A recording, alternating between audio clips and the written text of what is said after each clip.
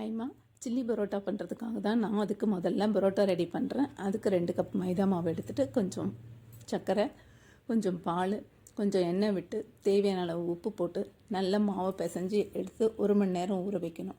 அப்படி பண்ணுறதுனால தான் பண்ணால் மட்டும்தான் பரோட்டா நல்லா சாஃப்டாக வரும்.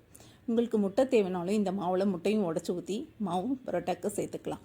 இப்படி சேர்த்து வச்ச மாவை 1 மணி நேரம் கழித்து எடுத்து உருண்டைகளாக்கி நல்லா கிச்சன் கவுண்டர் டாப்பை க்ளீன் பண்ணிவிட்டு அதில் எவ்வளோ தூரம் தேய்க்க முடியுமோ மெல்லிசாக தேய்ச்சிட்டு கத்தியில் நீட்டாக கீரல் போட்டு அப்படியே மாவை உருட்டி ரவுண்டாக பண்ணி வச்சு பொறுமையாக தேய்ச்சி தோசைக்கல்லை காய வச்சு 2 பக்கமும் வெந்த உடனே எண்ணெய் சுற்றி ஊற்றி நல்லா பெரட்டி போட்டு எடுத்திங்கன்னா சுவையான பரோட்டா ரெடி.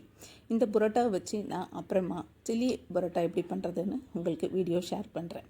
நீங்களும் இந்த மாதிரி பண்ணிவிட்டு எப்படி இருக்குன்னு எனக்கு சொல்லுங்கள்.